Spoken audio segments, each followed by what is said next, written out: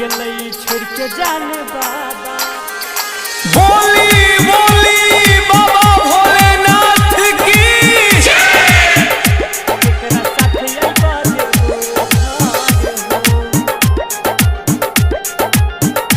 SSB music की प्रस्तुति गांधी चौक बसवारी। चली गेलै छोड़ के जाने बाबा, चली गेलै छोड़ के जाने बाबा। केकरा साथे अइबा देबो घर हो।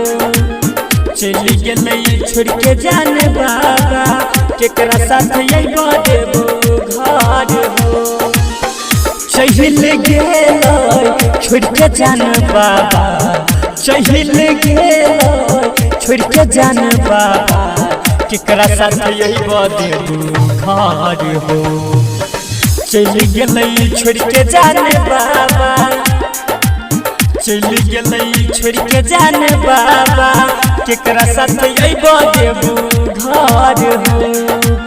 चली गेलै छोड़ के जाने बाबा, केकरा साथे अइबा देबो घर हो।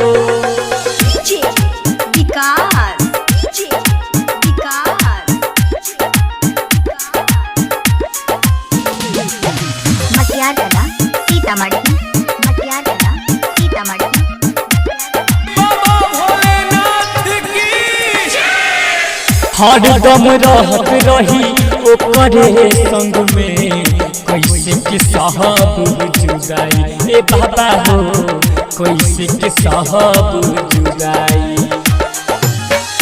बड़ी सावन में कोसी के जलना लूटा लोरब से भर जाई ए बाबा हो, लूटा लोरब से भर जाई। कुहू कुहू के हमर कर जावा, कुहू कुहू के हमर कर जावा, कुहू कुहू के हमर कर जावा। कैसे के करब हम सवार हो। चली गेलै छोड़ के जाने बाबा, चली गेलै छोड़ के जाने बाबा। केकरा साथे जइबै देबो घर हो। चली गेलै छोड़ के जाने बाबा, केकरा साथे जइबै देबो घर हो।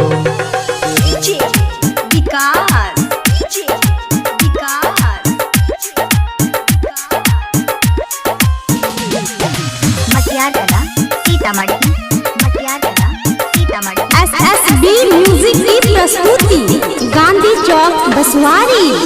ओकर सूरत हमारा नैना सा जैन छे बाबा याद दूर हो बाबा, जैन छे बाबा याद दूर। मीठी मुस्कान ओकर कोयल संग के बोली हमारा कनाबै छै जरूर हो बाबा, हमारा कनाबै छै जरूर। लाखों में एक छलै हमर जान, लाखों में एक छलै हमर जान, लाखों में एक छलै मोर यार। जान मोर प्राण मोर लहर हो। चली गेलै छोड़ के जाने बाबा, चली गेलै छोड़ के जाने बाबा। केकरा साथे जइबै देबो घर हो। चली गेलै छोड़ के जाने बाबा, केकरा साथे जइबै देबो घर हो।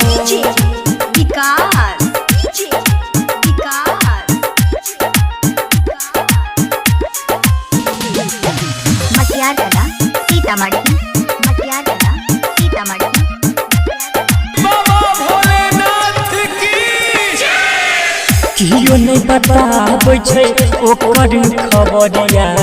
चली गेलै कहबना देश हो बाबा, चली गेलै कहबना देश। गायक दीवाना यादव के बाबा होई गेलै पागला के भेष हो बाबा हो, होई गेलै पागला के भेष। नहर से राज से विष्णु भैया नरेश राजेश विष्णु भैया नरेश राजेश विष्णु भैया कोना के कर पैसावर हो चल गए छोड़ के जान बाबा चल गए छोड़ के जान बाबा केकरा साथ जइबै देबो घर हो चल गए छोड़ के जान बाबा केकरा साथ जइबै देबो घर हो। SSB रिकॉर्डिंग स्टूडियो गांधी चौक बसवारी।